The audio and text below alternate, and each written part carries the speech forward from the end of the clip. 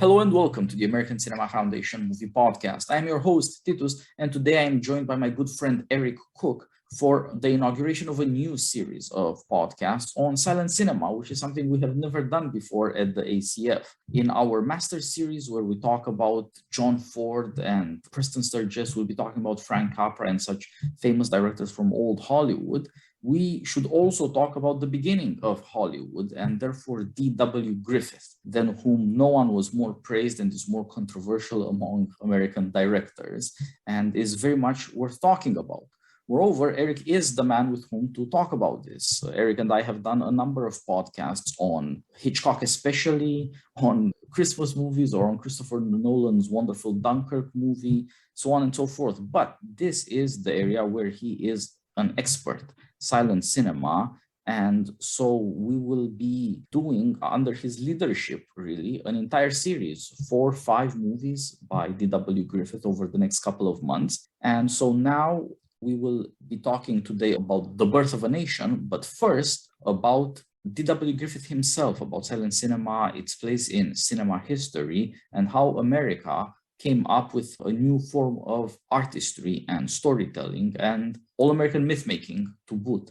So, Eric, thanks a lot for thinking about this and for bringing it over to the ACF among your other avenues for talking about silent cinema. This is something we have long missed in our attempt to give a history of Hollywood, of American cinema. And of course, it's also timely in ways we will discuss again and again throughout the next couple of months, so we don't need to start with that now. But first, tell us about your work with silent film and D.W. Griffith, and let's go from there to the history of silent film. Thank you so much, Titus. It's always a pleasure to talk to you and to talk about film, and I'm excited to talk about silent film. I started a YouTube channel, and it also has a companion website that will be launching on September 29th, and a Facebook group, and it's called Speaking About Silence. And Speaking About Silence is a place where I hope to reach out using this sort of collaborative discussion you have pioneered with America's Cinema Foundation podcast. And so this will kind of be a joint project for both of us in the hopes of reaching people who already love classic film and love thinking philosophically and politically about film in the true sense, to explore silent film. But I'm also hoping that I can bring some silent film people into your world and get more people interested in these great, great movies. And my experience in silent film began the way I think most people love a film began, by watching films at some point. You know, I encountered silent film as a young person, but what launched me deeply into the world of silent film was my love of music and interest in the historic practice of silent film musical accompaniment. And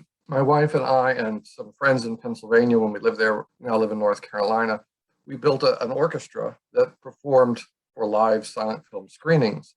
And I also did solo performances on piano and organ, and we've continued that. We did right before COVID, in fact, the weekend before the whole universe seemed to shut down in the United States. We did Harold Lloyd's The Freshman with live orchestra for an audience of over 150 people in our small town here. It was greatly received, and we were about to launch a new series of silent film performances, which we are about to hopefully relaunch again this spring.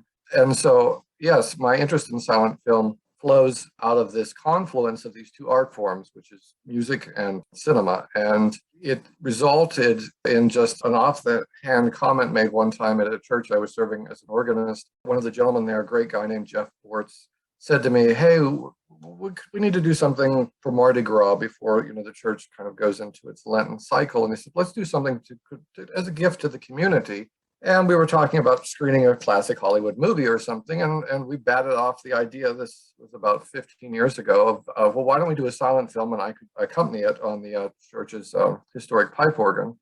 And we agreed, and we did a whole program, and that launched the film series and built an orchestra and so forth and so on. And later I was privileged to work with David Shepard, who was one of the great film preservationists in Hollywood. I did not know him particularly well, but he was always generous and willing to help, and brought me in on a project. So I was able to score a silent film release through Image Entertainment of Timothy's Quest, a Sidney Olcott 1922 film. Our orchestra, I was in Montana at the time, so they couldn't perform it, but Rodney Sauer's Mont Alto Silent Film Orchestra beautifully played the score I composed and mostly compiled, as was the historic practice. that score has been very well received. So yeah, I have a great love for silent film. So I'm excited to try to reach a new audience and to expand the audience for silent film through your audience and others. One of the things that I wanted to do, and one of the things that I think is important to emphasize to people who are new to silent film, is that we tend to have stereotypes about silent film that get in the way, I think, of people experiencing them. And I think that silent films should be known and enjoyed for two main reasons. One is their historical significance in the development of the art of cinema. I mean, it's where it all begins. It's where all the techniques begins, all the things that make movies what they are. And so you really cannot understand later filmmaking. And if you look at any of the great directors, it's obvious that they have an affection for, at least an understanding for, silent film. And we see them reusing and reaching back to silent film all the time. And also, you know, those films that bridge the gap historically between them. Stanley Kubrick comes to mind. He was one of those great directors who often looked to moments in silent cinema for a visual cue or an idea. And he's certainly not alone. And of course, many of the classic Hollywood directors came up through the studio system in the silent era, John Ford being a preeminent example. He was producing big pictures in the mid-20s, but many other directors and actors, of course, were in secondary units, you know, earning their craft, learning their craft, honing their skills that way as well. So we need to understand silent film from a technical aspect, but I think the more important reason is that these are just great movies. And they're great movies that tell great stories, and they tell them in unique and interesting ways. And they need to be seen and enjoyed for what they are, which is a popular form of art and a popular form of entertainment. And that gives them an ability to communicate things about the past that I think are sometimes, you know, easily overlooked. And, you know, I think Siegfried Kracauer, you know, once said that watching old movies is a means of exploring one's past. And he was certainly thinking more specifically about Weimar Germany and the films of that era, but it's certainly true of any era. And I think that many things that have happened in the last 30 and 40 years of American history have had a long trajectory and a long march, and a place, one of the places to begin to see them unfold and understand them. You might think this is a third reason to watch silent film, is that we can see the nation and its history and its myth making unfold throughout the silent into the sound era. And so they're definitely a link to us. And one of the reasons I find D.W. Griffith so fascinating is he really is a link not just to the early 20th century world, but to the 19th century world. And his films allow us to enter into this myth-making process from a very early time and connecting us to ideas, good and bad, from 19th century and earlier America. And Griffith understood himself in that role. He really saw himself as primarily a poet. He would sometimes deprecate his film work, and he would deprecate motion pictures in general by saying that he really intended to be a theatrical poet. He wanted to be a great playwright, but he had sort of fallen into this lesser art form. I think there's some truth in what he's saying, but you know, he's a great one for ballyhoo and, you know, trying to make his own myths about himself. So they certainly offer us insights not only into great art and great entertainment, and not only the mechanics of filmmaking, but they also offer us insights into what's increasingly an alternative world of existence, which was the America before the 20th century and into the early 20th century. So I think one of the things that, to get back to my earlier comment about there are cliches and obstacles, is that when many people conceive of silent film, that they think of, you know, pie throwing, slapstick comedies and very scratchy, difficult to see damaged film stock, and they think of a very tinkly, out of tune ragtime piano. And there's a reason those cliches exist, but they have nothing really to do with what silent film is all about. You know, if you go to see a silent film, that's the way to see them, because Ben Modell's one of the premier accompanists, somebody I look up to and admire.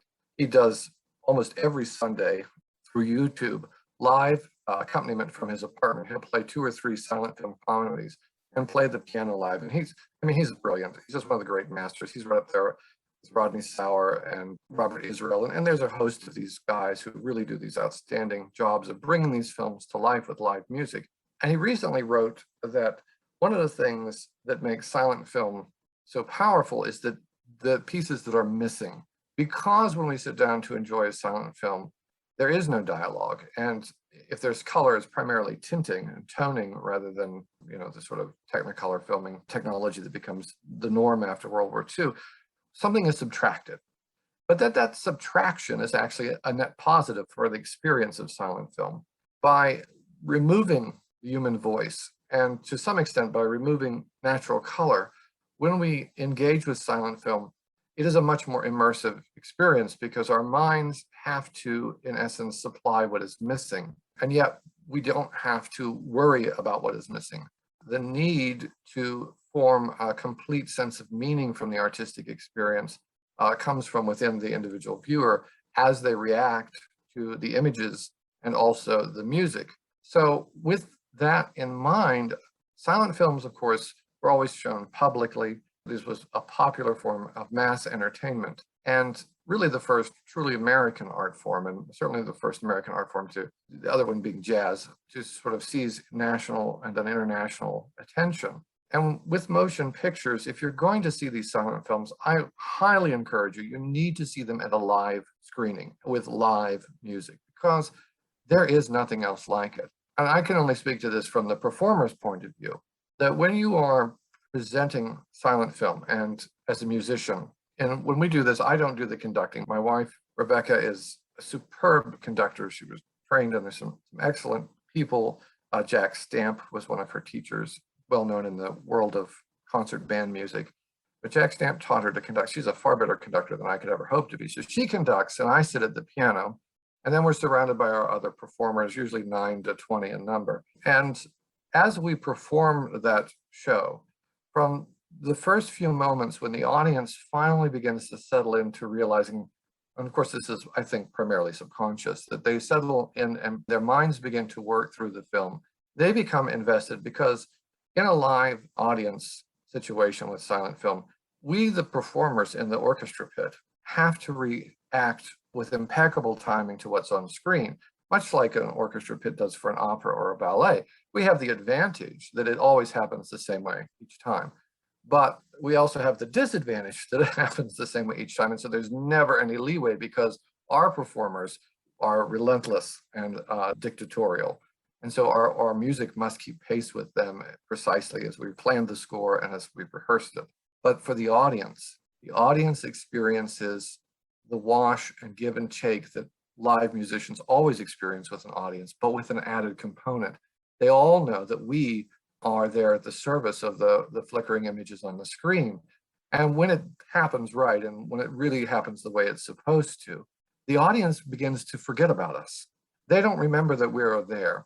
They believe that the sound is coming. And I've been told this after many a show, whether it was solo organ performance or orchestra, that I forgot you were even up there. I just began to think that the sound was coming out of the picture.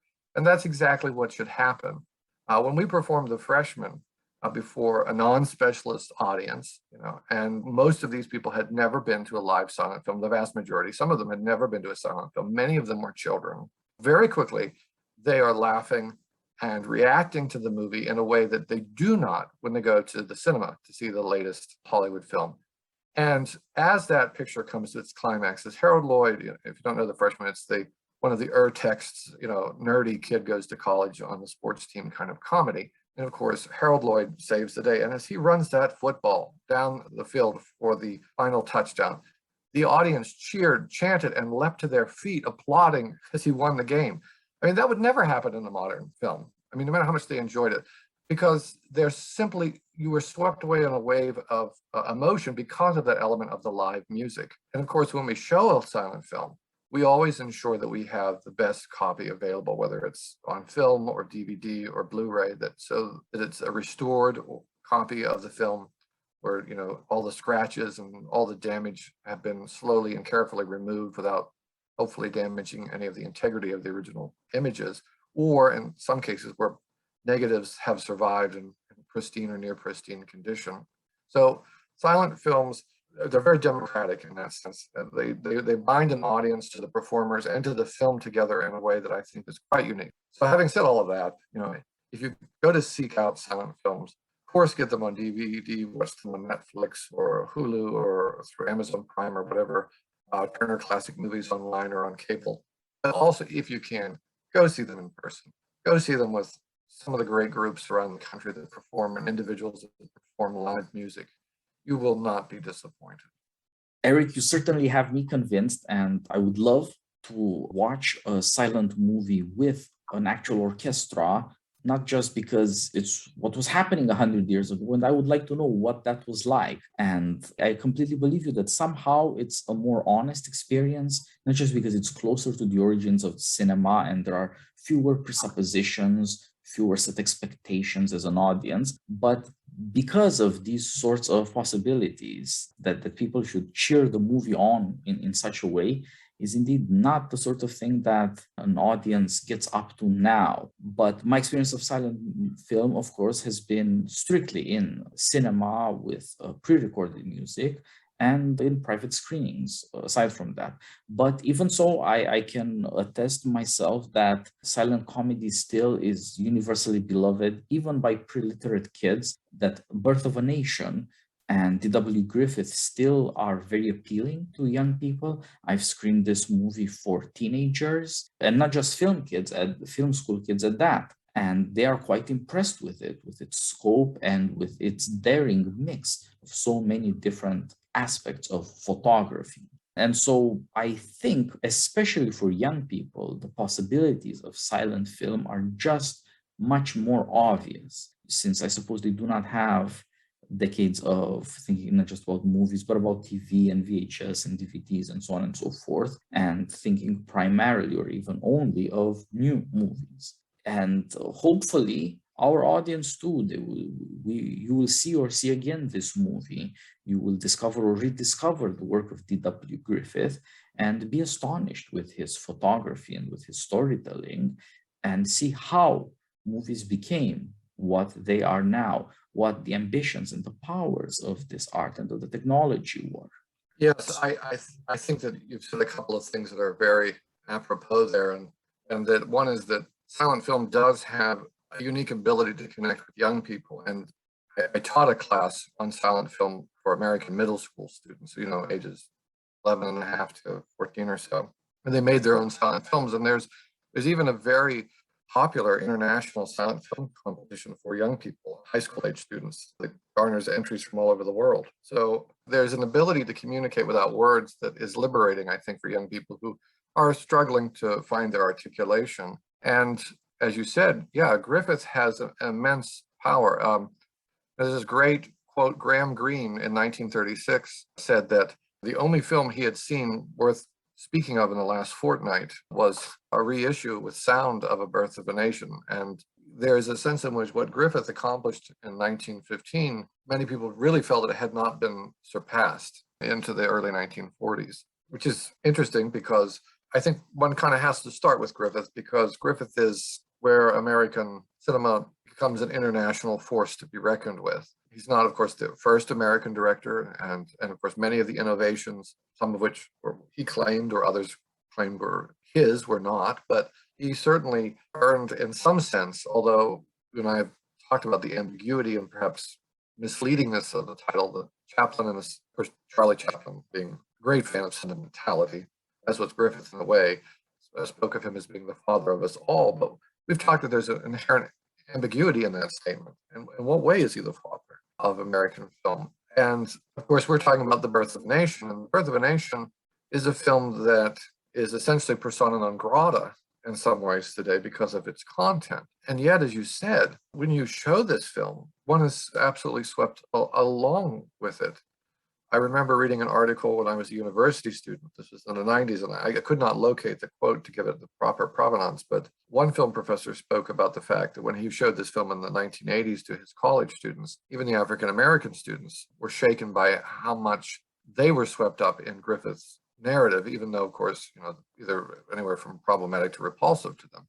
And I think that therein lies the great problem with the film, and why it, we're treading where angels should fear to go, but I think it has to be discussed. And I think that lately its treatment, there's a YouTube video of a discussion of the Griffith and then Birth of a Nation from the Library of Congress. I'm not going to spend a lot of time discussing it at all, but one of the things that struck me was the way that which the film was simply dismissed. And you can't dismiss the film.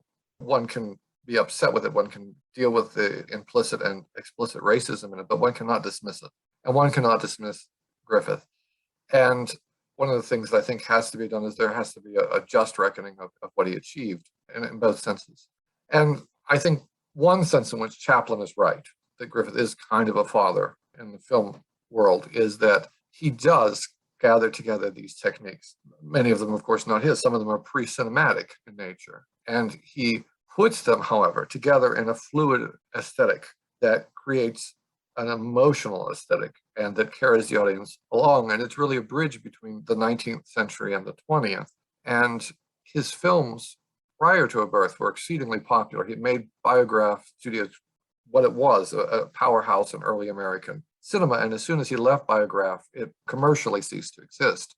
And so the movies that Griffith produced between 1915 and 1921 overwhelmed audiences with the sheer power of his ability to marshal drama and emotion and narrative in a kind of poetry. And really, as I've thought about Griffith, that's really what I think he is. He's a poet and a true poet in the sense that he's trying to be a teacher and a teacher of certain moral and certain insights, but he's doing it poetically. And while he may have deprecated his role in cinema as inferior to that of the spoken drama, I think that what he achieved, we look at that period of American drama, there's nothing really that, Eugene O'Neill has kind of dropped off the face of the earth. But his films and the legacy of the techniques that he develops in his films, not so much that he initiates them, but that he finds the way to integrate them into a massive, coherent story. And then doesn't just cease with that, but he also attempts to root that narrative, that poetry in the American mythology, makes him uniquely important. One can note about his films is that they are old-fashioned, and yet that old-fashionedness gives them a mythic quality. And for A Birth of a Nation, that's a perfect quality because he's trying to, in essence, recreate a moment in American history.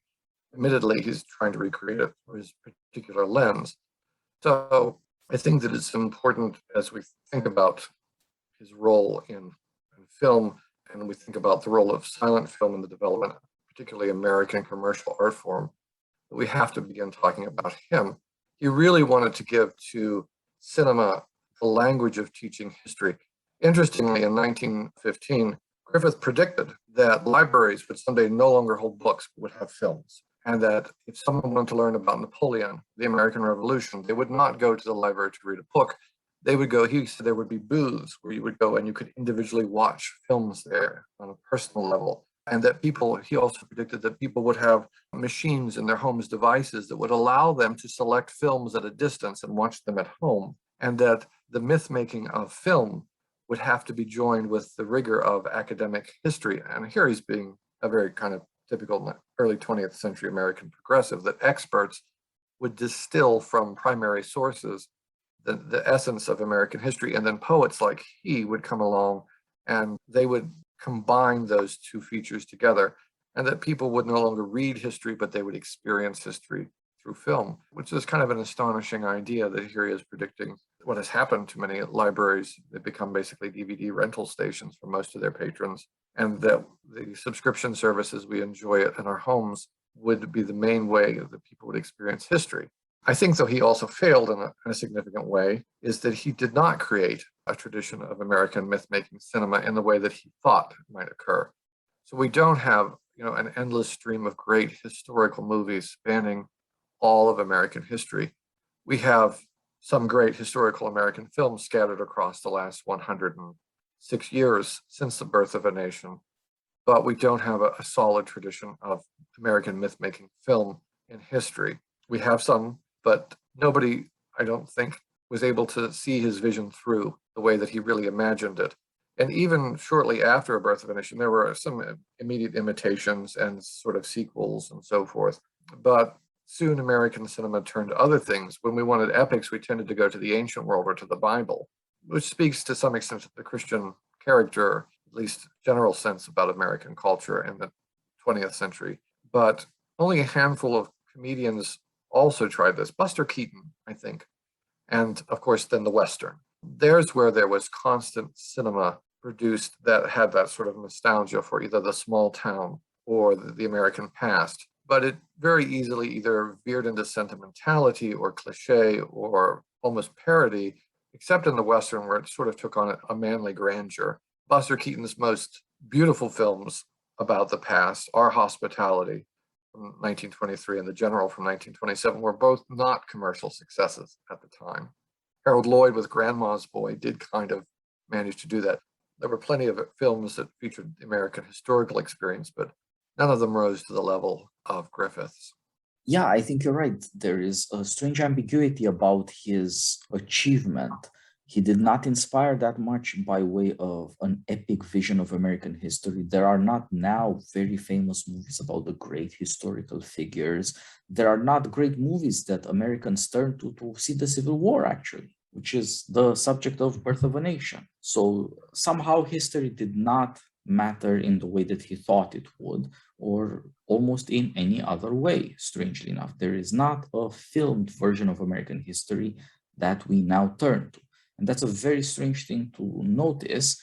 And with the benefit of Griffith, you can see suddenly that it's a question. Why don't we have this? Is this not an American ambition? Certainly was for Griffith. In some ways it was. Of course, Birth of a Nation is a 3-hour-long movie. That's something we have gotten used to nowadays, but it was shockingly rare at the time. It was almost impossible. And nevertheless, it was simply farsighted. It just took a while for the industry to catch up with this. It just took a while for audiences to catch up with this. Well, with a 3-hour story, you can tell a lot of American history. It could be done, yet it hasn't happened. I suppose Gone with the Wind, the famous American Civil War movie, would be it. It was a breakthrough in a technical way, in a sense, since it was the first very successful color movie, a historical picture, very long as well, more than 3 hours. Although it's not a breakthrough in the sense in which Birth of a Nation was, it seems to pick up that baton and try to advance both the technology and the storytelling and the expectations of the audience, and in a way the grandeur and the sentimentality of the American past. And in that sense, it is faithful to Griffith. Griffith realized, as you were saying, in one sense, he was farsighted about the technology, what electricity makes possible in terms of storytelling, in terms of distribution, in terms of access. But also, he was aware that somehow this brand new technology is all about nostalgia. It's all about bringing the past back to life and making it available to all of us in flashing lights and sending it around America and across the world. And this element of nostalgia has had quite a measure of success, as you suggested. And in certain ways, it is not done now. We are not done with the past. And perhaps we could say that part of the poetic power of Griffith and his heirs is that they know the past is not done with us either, so to speak. There are memories left. There is much of the past around us, and it can grip us now and then. Yes, I think so. And it is interesting. I think that element of sentimentality and nostalgia that Griffith taps into, if we think about Gone with the Wind or the other American historical films that have both critical and popular success, they either arise in a moment in American history when there's a longing for that. One thinks of Patton, the end of the Vietnam era, or there's a sense in which we long for this, or the success of HBO's Band of Brothers, which is, I think, in some ways, one of the few works of film and television to come close to Griffith's vision. The passing of the World War II generation, or Saving Private Ryan, a much more sentimental and, in my opinion, less successful endeavor, but equally popular. They do arise in these moments, but unlike what Griffith had envisioned, we don't have this compelling storytelling. If we think about Civil War films, the only one, in my opinion, that gets to the heart of the matter of the Civil War is Glory, but it has some issues as a film, and it never caught on particularly strongly with audiences. And because in some ways it lacks that sentimentality and that nostalgia. Yeah, these are somehow powers that we need to learn again, so to speak. There is much in simply understanding photography, simply understanding the effect movies have on people that we have come to take for granted. For example, nowadays, movie makers don't feel the need to impress you at the beginning of a movie, to just grab you. Griffith would have killed himself if he had this kind of attitude to cinema, and if audiences had this kind of bored view of things. That is to say, it's just become a habit. You don't even need to grab your audience. people routinely say, yeah, it starts slow, or it's not good in the beginning, but it gets better later. Griffith would have never tolerated making such excuses for himself or for anybody else. His demands of himself and of the audience were very, very different. And that's one way in which being used to it is making it worse for us. And a return to watching these movies is freshening up what cinema really is, because we have experienced these powers, but not quite in this way.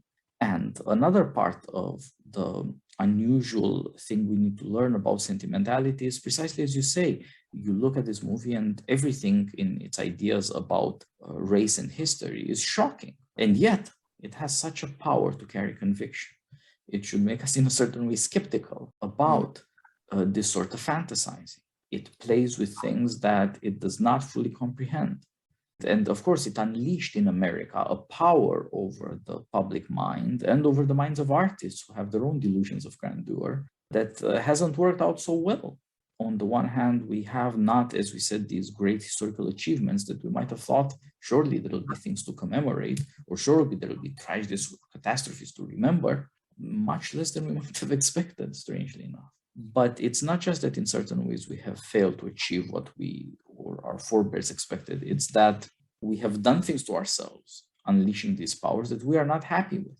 Becoming bored or jaded is the least of our problems, really. The extent to which fantasies still have a power over us. In a way, we are, again, living in the world of the pioneers of cinema, where brief clips can cause not a riot, but at any rate a mob and some kind of misery, destroy somebody's life once they're distributed over social media. These are not theaters or Nickelodeons or whatever, but you do see the strange power a clip of recorded video and audio has over politics or stock market something or whatever other aspect of our lives. We are not free of the effects of these things. We have gotten used to them. It's now, as you're saying, young people might like to make silent movies, but they might like to make any kinds of movies, YouTube movies or TikTok or what have you, shorts.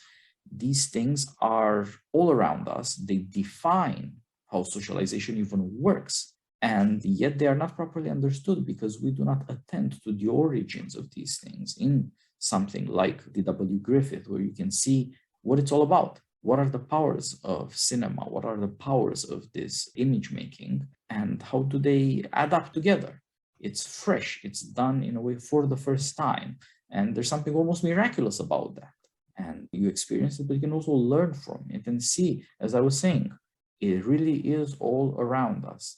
This drowning in imagery, this replacement of what we could see with our own eyes unaided with fantasies on screens more or less all the time. There's a way in which Griffith's artwork is a mediation between the spoken and the written word into a silent world of images. And here we are, it's almost as if we're all our own little biograph directors anymore, especially, as you said, with the young, they're just saturated in TikTok and Instagram and YouTube and every other possible media that they can think of.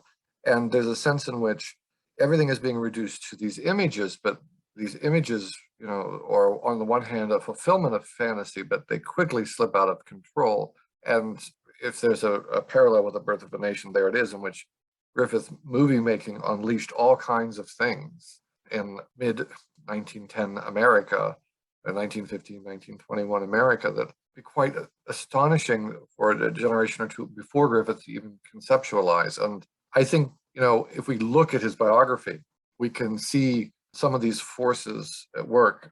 Griffith is and was a myth maker about himself. And so, historians are still untangling between what he said and his publicists said over the years, the truth about a lot of things in his life. But he gets that naturally. His father was also, in his own very real way, a myth maker. And that sort of myth making comes down to Griffith himself. His father was known as Roaring Jake. He was Jacob Wark Griffith, and D.W. was David Wark Griffith. And Roaring Jake was a difficult man and a dramatic man, and in many ways very much a man of his time and place. He sort of embodies the restlessness and the manliness of early America, but also its destructive impulses and qualities. And also there's a bit of the tragic in there. although sometimes perhaps the tragicomic. And Griffith grows up in the shadow and the aftermath of the Civil War, and that always is coloring his thinking. His great ambition was to make a Civil War picture. If you read the novel, which I don't recommend, it's awful, but if you want to dig into the novel or want to explore this from a historic or academic point of view, the 1905 novel, The Klansman, or its later stage production version, Griffith purposely pushed the film back to the Civil War. The novel opens up at the end of the Civil War. The play opens up in the middle of Reconstruction. Griffith knew that if he was going to tell this story and tell it the way he wanted to tell it and tell it the way that American audiences would connect with it, he had to push it back in time. And there's a great comment. Orson Welles in the 1970s, early 1970s, American PBS broadcast a series of great silent films and had great figures of media introduce them. I think Orson Welles did the majority, but I don't think he did all of them. But he would speak before and after the film. And he comments on one of those that as a boy, when he would see E.W. Griffith pictures when they were brand new, he knew that there was something about them that marked them as old-fashioned, but they were nonetheless never to be missed. And I think that's really rooted in who Griffith is. He's an outsider in many ways to American society, and he always tries to use his poetry as the means to get into a position of prestige. He has sort of talked about aristocratic ancestors, which probably is not true, but there might be some truth in it. And of course, coming from Virginia to Kentucky, his father was a bit of a ne'er-do-well and was always unsuccessful. He did, shortly after, marrying into sort of the local plantation aristocracy. Wasn't much of in that part of Kentucky, but he managed to find it and marry into it. Griffith's father then, within a few months of being married, hightailed it out to the gold fields in California, overland, and won praise for bravery on traveling across in the wagon trains, and had to bring gold back from, he went with some relatives, cousins, and brothers out to the gold fields of California and was entrusted to bring the gold back, which he did successfully, but then managed to gamble most of it away in St. Louis. And this is the kind of guy he is. But yet he's also a guy who spouts Shakespeare and Longfellow and Tennyson and the Bible and reads aloud to gatherings of friends and families in the winter evenings in their home. He is the sort of man who, when the Civil War comes, really finds his place in the world. He is a cavalry officer rising to brigadier general by the end of the war, fights with great bravery and tenacity, single-handedly pretty much captures a Union wagon train at one point. One point he's recovering from shrapnel in his gut and he can't mount a horse, so he mounts a buggy and he whips a horse and buggy into battle to rally his troops and lead them onto the battlefield. There's a great image of this guy and recovering from his wounds, driving around in a horse and buggy on the battlefield in the Civil War. And of course, these are the stories that Griffith grows up hearing. His dad and his cronies would get together, and his father always kept a whiskey barrel on the porch. But it had a tragic side too. So there's this, on the other side, there's reports that, his mother, a pious and intelligent woman, would be in the fields working alongside the children where his father and his buddies are, passing out drunk on the porch. His father simply hadn't very little ability to fit into a non-heroic kind of society and brought out the worst in him. And so, you can see this sentimental coming through. Griffith's mother was a pretty devout Methodist, and she tried her best to manage the family affairs in spite of her husband's drinking and gambling. But Griffith and his siblings all greatly admired and looked up to his father. His father, interestingly enough, as the family fortunes declined, maintained friendly, if somewhat a condescending relationship with ex-slaves, former enslaved people that lived in the vicinity. And one of the things that was struck about that is that when his father died, they were some of the people who came to pay their respects and stayed to the very end. There was that unique Southern attitude in which these difficulties and the horrors of slavery were also intertwined with the shared existence of people. It doesn't, of course, excuse slavery or the aftermath with Jim Crow, but there was a way in which Southern peoples lived together, black and white, in a way that was different than the rest of the country in its unique pains. And I think that is seen also in his father's life. And so I think that's one reason Griffith was stung and a bit uncomprehending in some ways at the reaction against the film because of its racism. I don't think he could understand that entirely. But these influences were not the only ones on his young mind. He talked about climbing under a table in the family parlor to listen to his father at night give these recitations.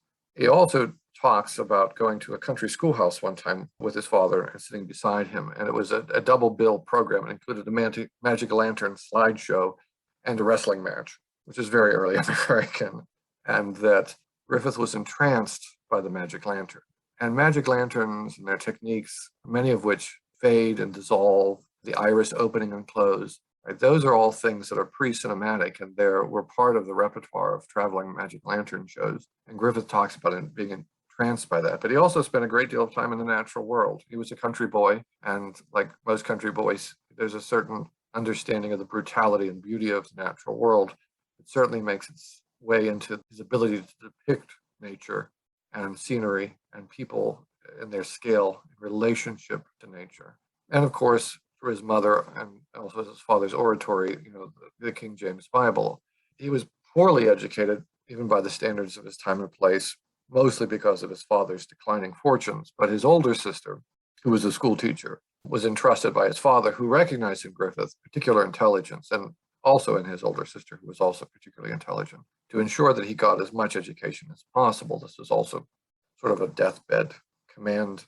Later, the family would leave behind and move to town, searching for work, and Griffith would find himself employed in a bookstore. And he referred to it as his university, and he was an avid and voracious reader at that stage of his career. And from there, he went into stock theater and played quite successfully in middling companies and touring stock companies, mostly on the Midwest, upper Midwest and West Coast, but also sometimes on the East Coast. And so he was given a thorough education in the theater. He wrote a number of pieces for both vaudeville and the legitimate stage. Vaudeville usually included one-act dramas often to conclude an evening's performance or in lieu of other variety acts. And so Griffith learned some of the basics there. Interestingly, his very first stage work was a piece set in the time of George Washington and was a short melodrama centered on the American Revolution. So from the very beginning, as a writer, he's drawn to American history. From the stage and the vicissitudes of being a traveling actor, he ended up working at Biograph first as an actor. In fact, we can see him in one of his very first performances on the stage. And he cuts a pretty impressive figure. He's a bit wooden as an actor, and he was noted for having a good voice, but his reviews were always mixed depending on the critic. But Griffith quickly learned that he could write, and soon began to not only act, but to assist in directing and then to direct. And as he called it, he churned out almost 700 sausages over the years at Biograph. But it was a spectacular way to learn the art of filmmaking, constant, relentless churning out. He also had a hand in creating or assisting in the creation of the first generation of cinematic stars in the American motion picture industry. Biograph went from being a fairly middling, low achieving studio to being one of the powerhouses of East Coast New York cinema under Griffith's leadership. He increasingly pushed the boundaries there. He was also an inveterate watcher of films. He was always watching what other people were doing and watched every film that he could see in the greater New York City area, foreign imports and American productions alike. And he incorporated what he learned from what he saw.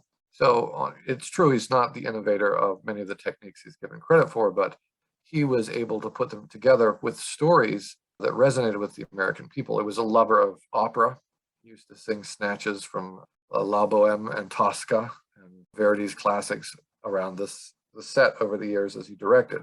And if you're going to read one book on Griffith, I would say pick up Adventures with D.W. Griffith by Carl Brown. Brown was the assistant cameraman on The Birth of a Nation. He was a young guy in his teens when he worked for Griffith, but first of all, it's an entertaining read. And second of all, you get a lot of insights into this personality. Griffith would create sort of quasi-Shakespearean poetry off the top of his head. And so he sort of spoke in cryptic poetry to his crew when he wanted them to do something.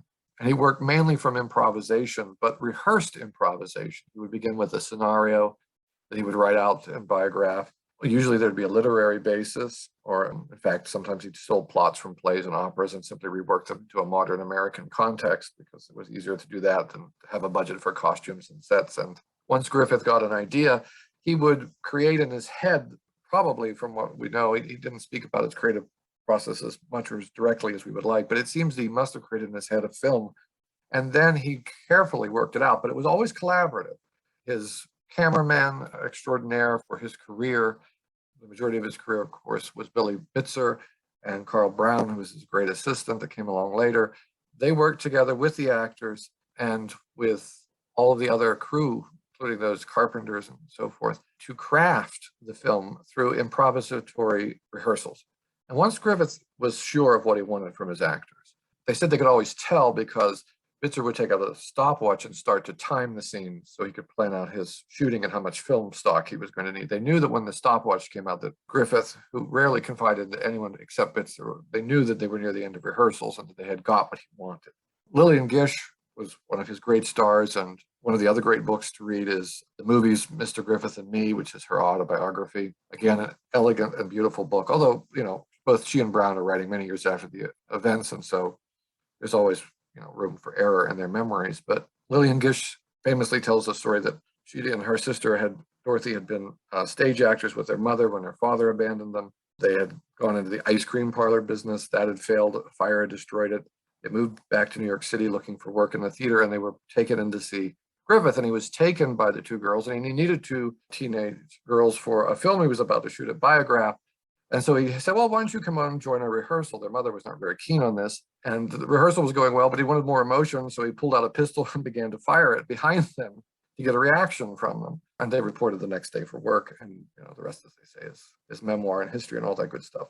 So Griffith was that kind of man that he demanded everything from his crews, but they loved him, and they, for the most part, and most of the time, and they functioned like a family. And in the filming of The Birth of the Nation, many times the cast, as funding, or the original budget of $40,000 ran out and money needed to be found, they surrendered their salaries. Bitzer took $7,000 of his life savings to invest it in the production.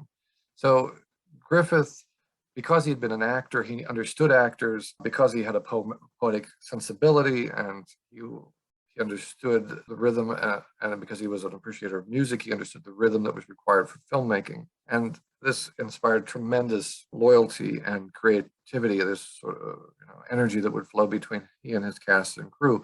But there was never any doubt that he was in charge. And so he eventually sought to break free of Biograph, tried a couple of different avenues for about 2 years to establish himself. As early as 1910, he'd been going to California in the winters to film and to take vacations, partly to film, partly to take a break from Biograph.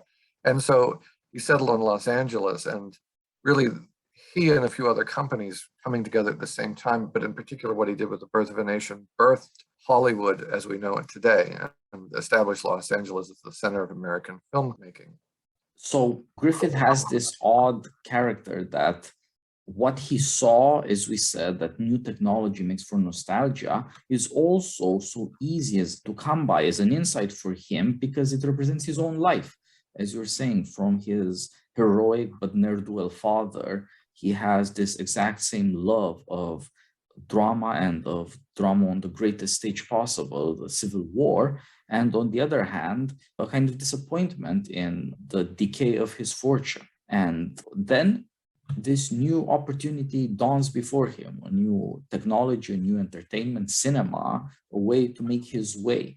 This combination of disappointment and opportunity, of nostalgia and innovation, seems especially American. It's not unique, but it seems to be something we find again and again in great American enterprises. And of course, as you describe his learning of his craft, his assembling of his team and his crew, and even the stars, and keeping an entire studio in business, there you see this is an enterprise. This is somehow all American because of this combination of the nostalgic and of the innovative.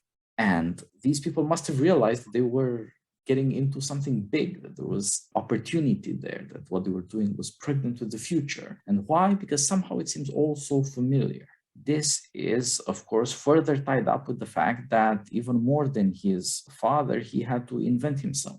He had to make something of himself. And in America, that is not only possible, it seems to be absolutely necessary. You're nobody until you make something of yourself by making yourself into something. The fact that he lied about what he did and how for the rest of his life would seem to be merely keeping up the job, so to speak. It's nothing but what is expected. And maybe if he didn't know how to do anything else either, you end up being too tied up to your criticism, too tied up to what the headlines say, to what your publicist can sell.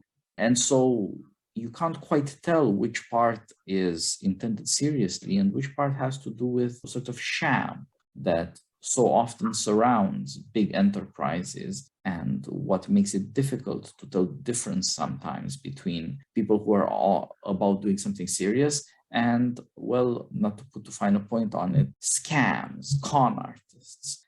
Americans love an entertainment, and it's not always easy to tell the difference between what's serious and what's play. And it's not always easy to tell the difference between when the nation is being lied to and when the nation is just having a great old time. Yes, I think, there's a great illustration of that when Griffith goes into the legitimate theater in the end of his adolescence, his early 20s. Yeah, he drops the name D.W. because, of course, his mother doesn't approve of theater, and he goes by Lawrence Griffith. And when he starts at Biograph, he's Lawrence Griffith.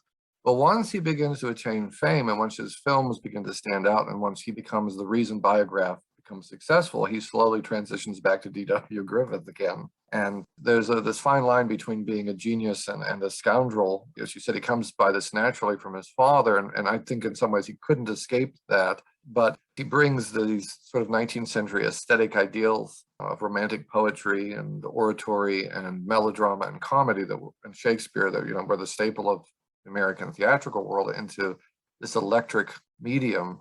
He understood that he was beginning to see that this was moving in a new direction.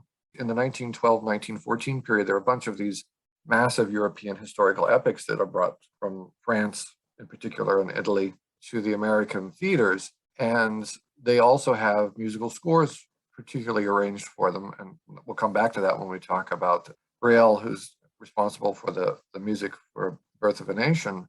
And Griffith begins to sense that he wants to do something great. He knows that he has an opportunity here. Like you said, it's half scam, the way he sort of scams his way into the finances. It's a rather tangled web he weaves, and once he gets a budget at Biograph, he begins to push against it. And two of the last large films he made there, The Battle of Eldebrus Gulch and Judith of Bethulia, pushed that studio to its resources. And when they wouldn't go any further, that's when he walked away, because he knew that he was on the cusp of crossing over into something unique and great, and that he trusted his ability to do it.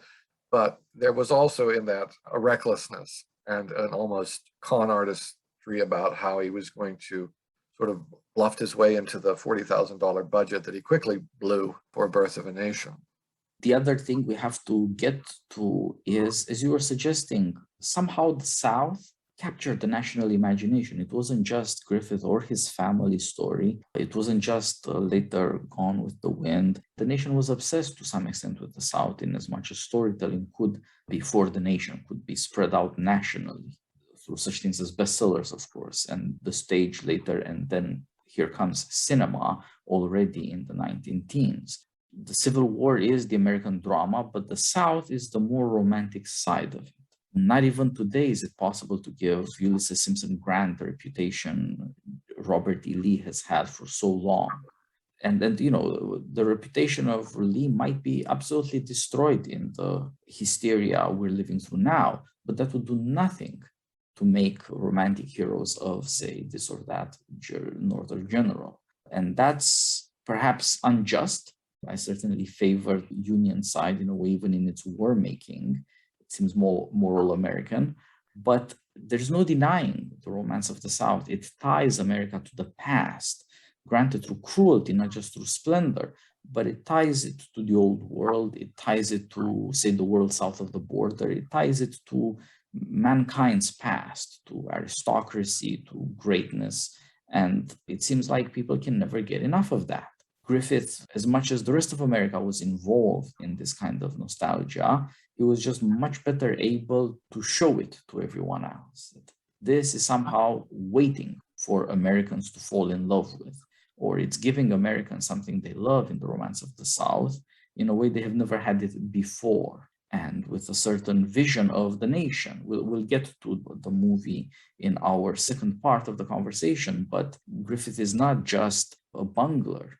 He is not a great artist in the sense in which it might be required to give America the definitive artistic vision of the Civil War. But, nobody else has done it either. So he's not really second to anyone else. But he has thought about why America is the way it is, what America needs from its love of the South, how America might move forward and be proud of its overcoming this great strife. And these are not the thoughts of an everyday, ordinary worker in entertainment or in any other industry. These are the thoughts of a very ambitious man. These are the ambitions of somebody of national importance, at least in the sense of having wide views, of having a certain kind of education and a certain kind of altitude of thought that is a perspective to take in all of America and its past and future too. So there is something in Griffith that attracts not merely the artist, but the thinker. There's something in him for the historian and for the student of politics, not just for the lover of cinema. And he's a mess in there's so many self-made and mythologized American heroes and scoundrels must be, but he has many attractions. And just as we talk about him, there are so many things that baffle the mind. We could talk about this guy and never get to his movies if we kept at it. That's so true.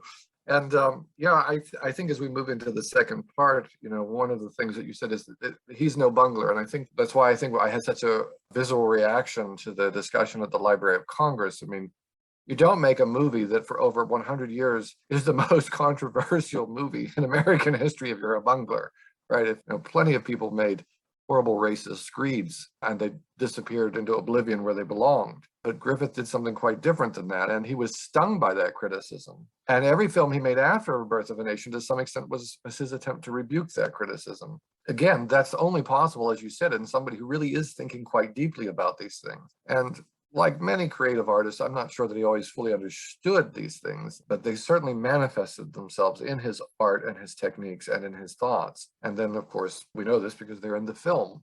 As I wrestle with the film and its implications and its meaning on how to make sure that it can be used today in a way that I think is salutary and can be seen for what it is, in its good and in its bad, is that Griffith is wrestling with this idea of what a nation is to be. And one of the things that he recognized was that this was a new nation. And he had, as an actor, the ability to travel around. If you look at the list of podunk places and big places he played as an actor, right? He had seen America, and he understood that the rural Southern America of his childhood and the heroic world that he got from his father and his father's peers was not modern America, and that there needed to be some connection between the two, and that for all its flaws, that's what he was trying to do with this film. Exactly.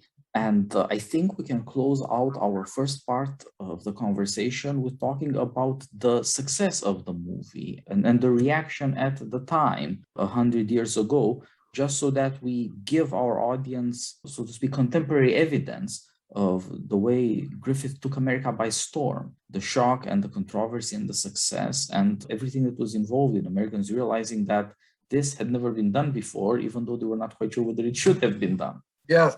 So, the film had its preview on January 1st and 2nd of 1915. It's incredible to think that this film was shot. Of course, one of those, speaking of romantic theatrical moments of Griffith, he chose to start filming on July 4th, right? So the 4th of July, 1914, filming commenced, and it was ready for audience previews January 1st. I mean, that's incredible.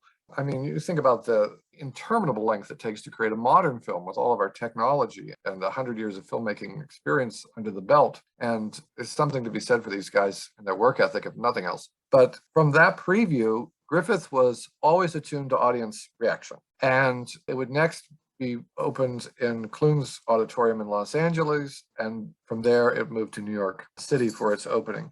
There were immediate protests by African Americans. One of the old myths that some film fans want to dismiss the criticism was as well, that was just back in the day, everybody was racist. So he was just a man of his time. Well, no, there was considerable pushback, and not just from African Americans when the film premiered in Los Angeles in February. And of course, the very early and somewhat loosely organized NAACP alerted its offices in New York City was not really a big national powerhouse organization. In fact, its rise to prominence among African Americans was because of this film. Many leading African American figures were shocked and horrified by the depiction of Reconstruction and African Americans in the film.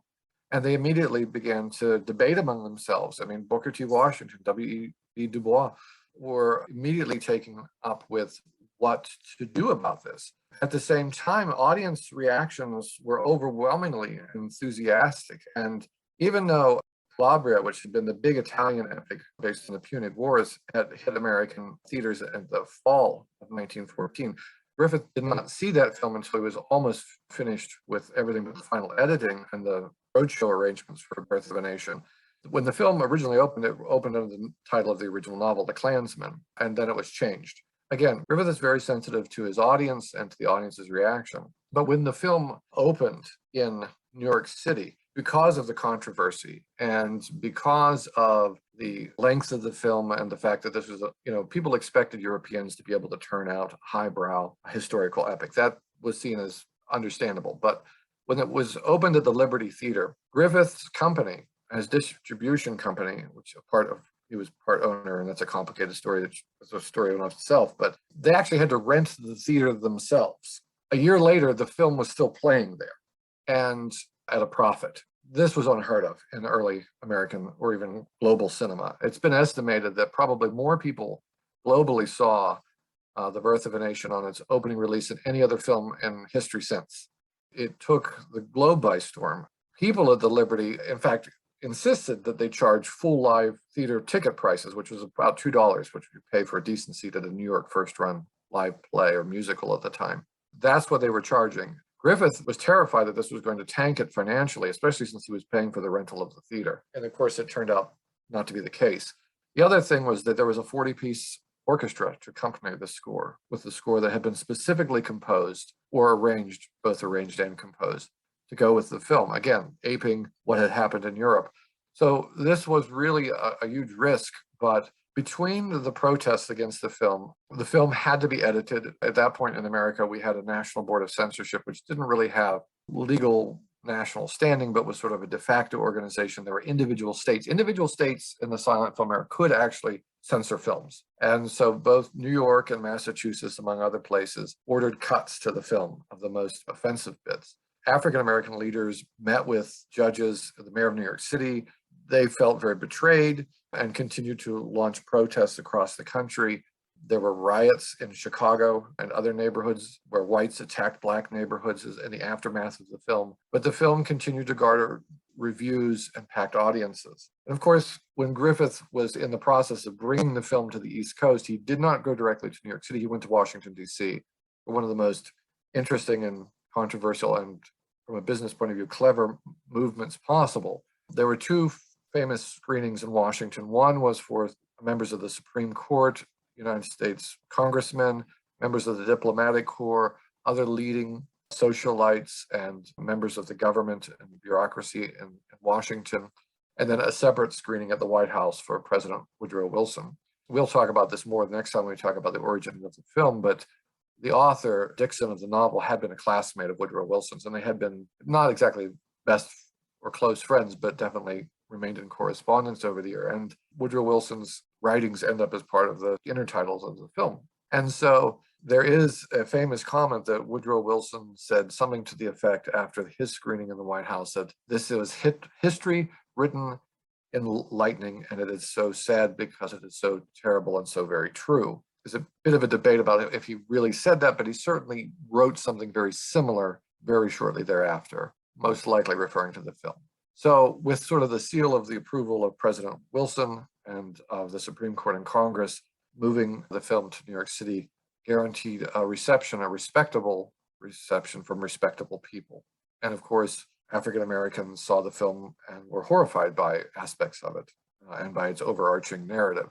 But in many ways, while the controversy allowed the NAACP to emerge as one of the leading organs of organizing and expressing frustration at the failures of America to live up to the promises of the Declaration, and launched it into the successful engine for civil rights that it became, the controversy also guaranteed that more and more people saw the film. In fact, there was many internal discussions among African-American leaders if it had not been a mistake to protest the film so vigorously because it had guaranteed additional press coverage. But the film toured all over America and could be seen for the next 2 years. It would be re-released in 1920 and 21 and played all over America again, and then was released in 1930 with sound added, each time making a huge profit and a huge impression, and then featuring in various revivals.